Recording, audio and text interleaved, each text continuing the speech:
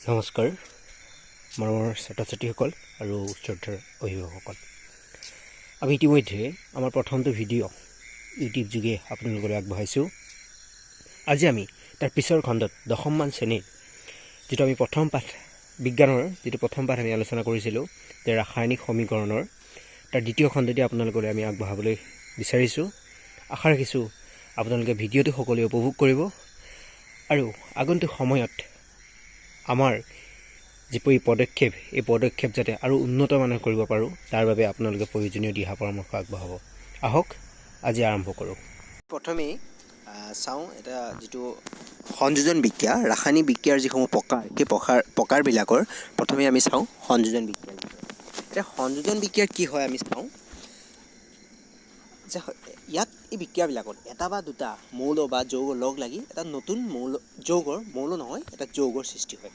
প্ৰথমে আমি চাই লওঁ যে তোমালোকে সন্তুলিত ৰাসায়নিক সমীকৰণ, জকা সমীকৰণ সেইবিলাক পাই আহিছিলা যে যেতিয়া সমীকৰণ এটা লিখা হয় তাত বিক্ৰিয়ক আৰু বিক্ৰিয়াজাতৰ পদাৰ্থবিলাকৰ মাজত কি চিন দিয়া হয়? কি চিন দিয়া হয় মনত আছেনে? সমান চিন নে কাৰ চিন? নিশ্চয় মনত আছে। সেইটো একদম সুন্দৰভাৱে মনত ৰাখিবা। যদি তোমালোকে মই সেই ভিডিঅ'টোত কৈছিলোঁ যে সমান চিন দিলে কি হয়, কাৰ চিন দিলে কি হয়, আৰু কাৰ চিনডালক আমি সমান চিনৰ সমপৰ্যায় বুলি ধৰিব পাৰোঁ ভৰনিত্যতা বিধি অনুসৰি। সেইটো কথা মই তোমালোকক অৱগত কৰিছিলোঁ। এই মই বিক্ৰিয়াটো মই দেখা পাইছে তোমালোকে ইয়াত মই সমান চিন দিছোঁ, কিন্তু তোমালোকে এটা বিক্ৰিয়া লিখোঁতে যদি সমান চিন দিয়া শুদ্ধ হ'বনে ভুল হ'ব তোমালোকে মোক কমেণ্ট আকাৰে জনাবা। নিশ্চয় কমেণ্ট আকাৰে জনাবা। সেইটো মই আশা ৰাখিছোঁ তোমালোকে সেইটো জনাবলৈ নাপাহৰা।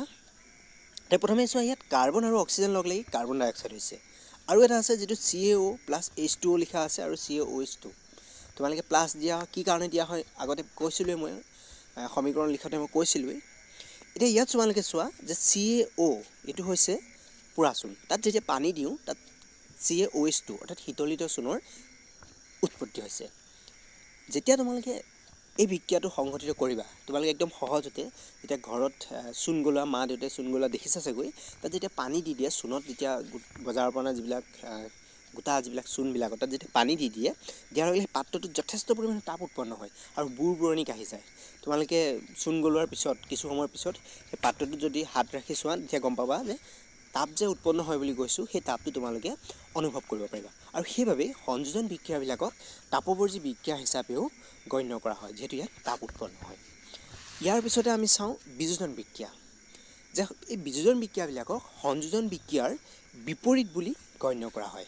যিটোতে এটা সংযোজন বিক্ৰিয়াত দুটা বা তাতোধিক মৌল বা যৌগ লগ লাগি এটা নতুন যৌগৰ সৃষ্টি হয়, ঠিক তেনেধৰণে বিযোজন বিক্ৰিয়াবিলাকত এটা যৌগ ভাগি অন্য মৌল বা যৌগৰ সৃষ্টি কৰে। আৰু ইয়াত তাপৰ প্ৰয়োজন হয়, অৰ্থাৎ বিক্ৰিয়াটো সংঘটিত হ'বৰ কাৰণে যথেষ্ট পৰিমাণৰ ইয়াত তাপৰ প্ৰয়োজন হয়। যে ইয়াত আমি প্ৰথমেই এটা উদাহৰণ চাই লওঁ যে CaCO3 যিটোক চূণশিল বুলি জনা যায়। তাত যেতিয়া আমি তাপ দিম, তাপ দিয়াৰ লগে লগে তাত CaO যিটো হ'ল পোৰা চূণ আৰু CO2 অৰ্থাৎ কাৰ্বন ডাই অক্সাইডৰ সৃষ্টি হ'ব। ঠিক তেনেধৰণে তোমালোকে আৰু এটা উদাহৰণ চাব পাৰা, যিটো FeSO4 যিটোক ফেৰাছ ছালফেট বুলি কোৱা হয়। সেই ফেৰাছ ছালফেটত যেতিয়া তোমালোকে তাপ দি দিবা, তাপ দি দিলে তাৰ পৰা ফেৰিক অক্সাইড Fe2O3 উৎপন্ন হ'ব আৰু লগতে উৎপন্ন হ'ব SO2 অৰ্থাৎ ছালফাৰ ডাই অক্সাইড, আৰু উৎপন্ন হ'ব ছালফাৰ ট্ৰাই অক্সাইড SO3। অৰ্থাৎ ইয়াত FeSO4ৰ পৰা অৰ্থাৎ ফেৰাছ ছালফেটটো যেতিয়া ভাগি গ'ল, ভাগি তাৰ পৰা নতুন তিনিটা যৌগৰ সৃষ্টি হৈছে। এই বিক্ৰিয়াবিলাকত আমি তাপ যিটো লিখিছোঁ, কাৰ চিনডালৰ পৰা যে তাপ লিখিছোঁ, অৰ্থাৎ তাপ শোষণ হ'ব।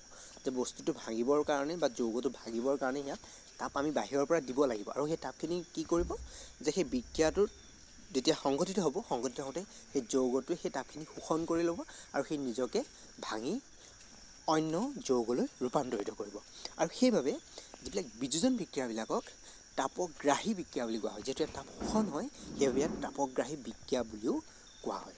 তোমালোকে প্ৰায় এটা প্ৰশ্ন পাবা যে বিযোজন আৰু সংযোজন বিক্ৰিয়াৰ লগত পৰীক্ষাত প্ৰায় প্ৰশ্ন আহে, তোমালোকে সেই দুটা নিশ্চয় বুজি বিভিন্ন ধৰণৰ প্ৰশ্নও আহে। তোমালোকে সেই সময়ৰ বিষয়ে মই ইয়াৰ পিছৰ ভিডিঅ'সমূহত আলোচনা কৰিম। ইয়াৰ পিছত অহা খণ্ডত আমি অন্য আৰু তিনিটা প্ৰকাৰৰ বিক্ৰিয়া পাম: অপহৰণ বিক্ৰিয়া, দ্বি অপহৰণ বিক্ৰিয়া আৰু জাৰণ বিজাৰণ বিক্ৰিয়া। এইসমূহৰ বিষয়ে আলোচনা কৰিম। তেতিয়ালৈকে ধন্যবাদ, পুনৰ লগ পাম।